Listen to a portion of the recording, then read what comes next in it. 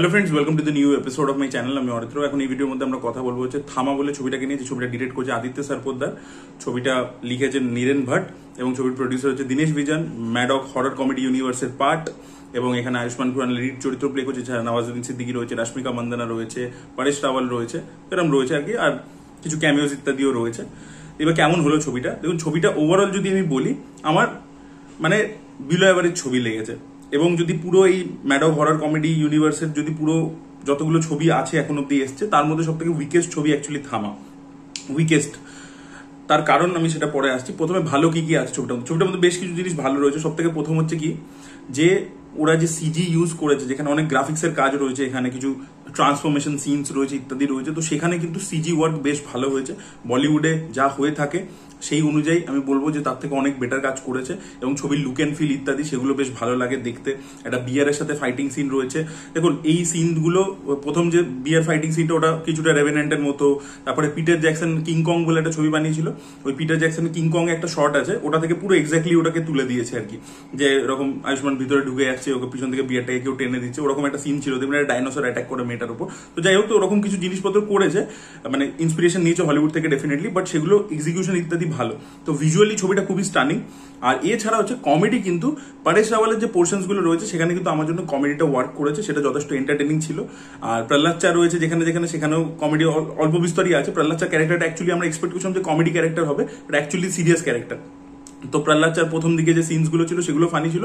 আর নওয়াজের যে সিনস গুলো এসছে সেখানে কিন্তু আমার বেশ মজা লেগেছে। ঠিক আছে, ওই ক্যারেক্টারটা স্ক্রিন টাইম খুবই কম, কিন্তু ক্যারেক্টারটা বেশ মজাদার ক্যারেক্টার ছিল, আমি এনজয় করেছি। তো এরকম কমেডি বিটস এন্ড পিসেসে বেশ ভালো লেগেছে। আর যেটা বললাম ভিজুয়ালি ছবিটা ভালো, সেই জিনিসপত্রগুলো ভালো লেগেছে। ছবিটার মধ্যে সেকেন্ড হাফে একটা ক্যামিও সিন আসে, সেই ক্যামিও সিনটাতে পার্টিকুলারলি ফাইট সিকোয়েন্সটা অনেক ভালো। ক্লাইম্যাক্সের ফাইট ইত্যাদি কিন্তু বাজে, সেটা আমি পরবর্তীতে আসছি। বাট এই ছবিটাতে ওই যে ক্যামিও সিনটা আছে, সেটা ক্যামিওটা জোর করেই আসে, মানে হুট করে একটা র্যান্ডামলি আসে। এবং সেখানে কিন্তু যে সিকোয়েন্সটা রয়েছে, তার মধ্যে যে ট্রান্সফরমেশন ইত্যাদি যা যা হচ্ছে, অ্যাকশন ইত্যাদি হচ্ছে, সেই সিকোয়েন্সটা আমি বলবো ছবির অ্যাকচুয়ালি পয়সা বসুল সিকোয়েন্স যেটা বলে সেইটা আর কি। সেটা মানে ভালো লাগে আর কি দেখতে। সেটা খুবই মানে আমার জন্য সব থেকে বড় হাইলাইট যদি ছবির কিছু হয়ে থাকে, ওই সেকেন্ড হাফের ওই সিনটা আর কি। এবং সেখানে আর কি যত সকালের শোতে দেখেছি, তো অত বেশি লোক ছিল না, বাট যতজন ছিল ওখানে হাততালি ইত্যাদি মেরেছে আর কি। তো এইগুলো কিছু জিনিস আমার ভালো লেগেছে। ছবিটা এমনি এঙ্গেজিং ছবি, খারাপ নয়, যেহেতু কমেডি ইত্যাদি হচ্ছে।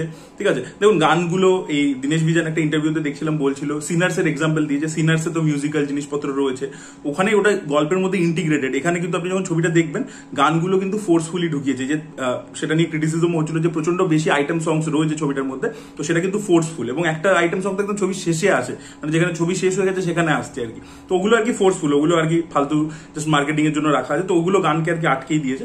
তো এইগুলো কয়েকটা পজিটিভ আমার ছবিটার মধ্যে লেগেছে। এবং উইকেস্ট ছবি কেন বললাম, ছবিটার কোর ইমোশনটা ভালোবাসার উপর দাঁড়িয়ে আছে।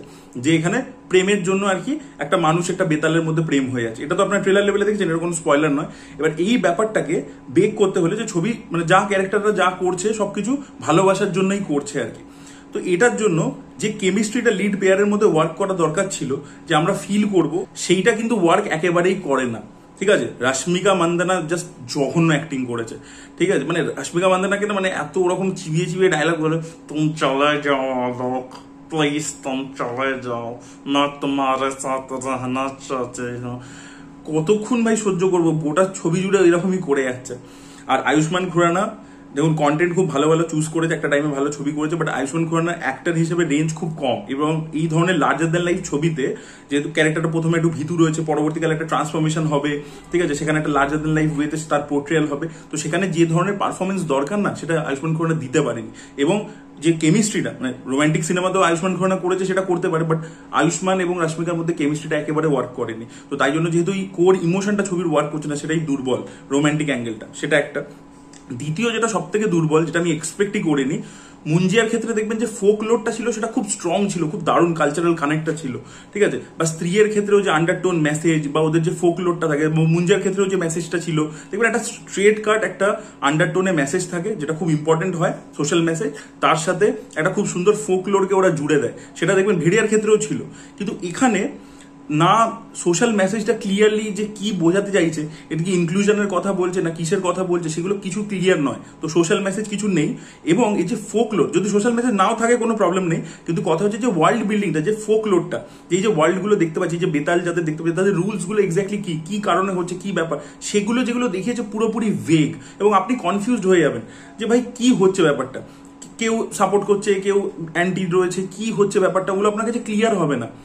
এবং ওই জন্য বললাম না, নওয়াজের ক্যারেক্টারটা প্রচন্ড under written character. Nawaz performance ভালো দিচ্ছে, মাঝে মাঝে আসছে, বাট ওই যে পুরো ওয়ার্ল্ডটা দেখাচ্ছে, একবার দেখাচ্ছে যে ওরা জঙ্গলে বাইরে যেতে পারে না, আবার একটা অন্য কমিউনিটি রয়েছে বাইরে। তো এরকম অদ্ভুত মানে রুলস এন্ড মানে ওই ওয়ার্ল্ডের রুলস গুলো ক্লিয়ার নয়, ঠিক আছে, যে কি এক্স্যাক্টলি হচ্ছে, সেই ফোকলোর, সেই ওয়ার্ল্ড বিল্ডিংটা খুব একটা ইন্টারেস্টিং নয়। প্রথমে অনেকটা কিন্তু সময় দেওয়া হয়েছে, সেখানে কোনো ব্যাক স্টোরি ইত্যাদি দেখায়নি, যেখান থেকে ব্যাক স্টোরি দেখায়ও সেটা অতটা কনভিন্সিং নয়। তো ওই লোর বিল্ডিংটা একেবারেই হয়নি, সেটা এই ছবির সব থেকে দুর্বল। যেটা অ্যাকচুয়ালি ওদের ইউএসপি ছিল, সেটা আমাদের এই ভেড়িয়াতে হোক, সেটা ভেড়িয়াতে দেখবেন ভার্বালি বলেছিল, কিন্তু বলেছিল সেটা একটা ইম্পর্টেন্ট জিনিস ছিল, এখানে কিন্তু সেই জিনিসটা ভালোভাবে উঠে আসে না, এবং সেই জিনিসপত্রগুলো ক্লিয়ার নয় আর কি ব্যাপার। ছবিটা ফার্স্ট হাফে অ্যাকচুয়ালি প্রচুর সময় নেয়, ঠিক আছে, মানে আপনারা দেখুন ট্রেলার দেখে বুঝে গেছেন যে আয়ুষ্মান খুরানা একটা পয়েন্টের পরে ভ্যাম্পায়ার হবে, সেটা তো আমরা জানি, একটা ট্রেলারে দেখিয়ে দিয়েছে, ট্রেলার টিজারে দেখিয়ে দিয়েছে। এবার ব্যাপার হচ্ছে কি এই জিনিসটা কত তাড়াতাড়ি হচ্ছে, ঠিক আছে, কারণ আপনি অলরেডি এই প্লট পয়েন্টটা কিভাবে করে দিচ্ছেন, এবার সেটার জন্য আপনি যদি এতটা সময় নিচ্ছেন, তার আগে আপনি যেগুলো দেখাচ্ছেন টাইম ওয়েস্ট হচ্ছে আর কি। ফার্স্ট হাফে অনেকটা পোর্শন জুড়ে টাইম ওয়েস্ট হচ্ছে, আননেসেসারি গান ফান দিয়ে ফিলার্সে ভর্তি, এবং তারপরে ইন্টারভেল থেকে গল্পটা কিকিং করছে। এবং সেকেন্ড হাফে গিয়ে তখন আপনার কাছে মানে ট্রেনিং করছে, মানে ও যখন ভ্যাম্পায়ার হচ্ছে তখন তোকে অ্যাকাস্টমড হতে হবে, সেটা ট্রেনিং হচ্ছে, তোকে রাশমিকা ট্রেন করছে। তো তারপরে কি হচ্ছে, প্লট পয়েন্ট বেশি, সময় কম, স্পেস কম, তো তখন তাড়াতাড়ি র্যাপ আপ করতে হচ্ছে। যে জিনিসগুলো অ্যাকচুয়ালি আমরা এক্সপেক্ট করছিলাম, যেটা আচ্ছা ক্লাইম্যাক্স, এই ছবির ক্লাইম্যাক্স প্রচন্ড ডিসঅ্যাপয়েন্টিং। আর যেখানে ওই যে বললাম না অ্যাকশন সিকোয়েন্সেস রয়েছে, অ্যাপার্ট ফ্রম দ্যাট সেকেন্ড হাফের ওই একটা ক্যামিও অ্যাকশন সিকোয়েন্স বাদে, বাকি যেখানে অ্যাকশন রয়েছে ইভেন ক্লাইম্যাক্সে খুবই আন্ডারওয়েলমিং, ওখানে কোনো মোমেন্ট ওয়ার্কই করে না। মানে একটা আপনি ক্লাইম্যাক্সে তো একটা টাসেল ইত্যাদি এক্সপেক্ট করবেন, সেটা কিন্তু ওয়ার্ক করে না। এবং যে জিনিসগুলো খুব ইন্টারেস্টিং প্লট পয়েন্টস যেগুলো ছিল, যেগুলো এখানে ওরা এস্টাবলিশ করেছিল, সেগুলো অ্যাকচুয়ালি ওরা সব পরবর্তী পার্টের জন্য ছেড়ে দিয়েছে। ভাই সেগুলো পার্টের জন্য ছেড়ে দিলে আমি তো ওরকমই ক্লাইম্যাক্স একটা এক্সপেক্ট করছিলাম, যে ক্লাইম্যাক্সে ওরকম একটা কিছু বড় সড়ো হবে, সেটা হলোই না, ঠিক আছে। তো সেই ব্যাপারগুলো, ইন্টারেস্টিং ব্যাপারগুলো ওরা ইউজই করলো না, ঠিক আছে। ছবিটা অ্যাকচুয়ালি শুরু হয় প্রথম দিকটা ভালো, তারপরে মাঝখানে খেয়ে হারিয়ে ফেলে, তারপরে আবার সেকেন্ড হাফে গিয়ে মাঝে একটু ওঠে, ঠিক আছে, মাঝে একটু ওঠে, ভালো কিছু জিনিসপত্র হয়, আবার ক্লাইম্যাক্সের দিকে গিয়ে জিনিসটা পুরো থিতিয়ে যায়, কিরকম অদ্ভুত লাগে, ক্লাইম্যাক্সটা প্রচন্ড আন্ডারওয়েলমিং। আবার যে পোস্ট ক্রেডিট সিন ইত্যাদি আছে, সেখানে আবার ছবিটা কিছু ইন্টারেস্টিং এলিমেন্টস আমাদেরকে দেখায়, যে কারণে আমরা মানে ভালো লাগে আর কি ওই জায়গাটা। তো এরকমই একটা মিক্সড ফিলিং, আমি ওই জন্য বললাম যে বিলো অ্যাভারেজ ছবি হয়েছে, ওভারঅল যে একটা হোলসাম এক্সপিরিয়েন্স দিতে পারবে সেটা মানে দিতে পারে না আর কি ছবিটা। এবং আমার আয়ুষ্মানের পারফরমেন্স ভালো লেগেছে, আমার পারফরমেন্স যদি ভালো লেগে থাকে, নওয়াজের ভালো লেগেছে, এক হচ্ছে পারেশ রাওয়ালের ভালো লেগেছে, এরা দুজন খুব ভালো কাজ করেছে। আর যেটা বললাম যে খরচা করেছে ম্যাডক, খরচা করে জিনিসটাকে বানিয়েছে, সেসব জিনিসপত্র রয়েছে, বাট ওভারঅলে ছবি ভালো হয়নি। এটা আমার অনেস্ট ওপিনিয়ন ছিল। অনেকে হয়তো এই হরর কমেডি ইউনিভার্সের ফ্যান হতে পারে, তারা আগে ছবিগুলো ফ্যান হতে পারে, তারা হয়তো রেগে যাবে, তারা কমেন্টে গালাগালি দেবে, বাট আমার কিছু করার নেই, যেটা অনেস্টলি ফিল করেছি আমি সেটাই বলছি আপনাদেরকে। আপনারা এবার গিয়ে দেখুন, আপনাদের ওপিনিয়ন অবশ্যই কমেন্টে জানাবেন। Thank you so much, bye by.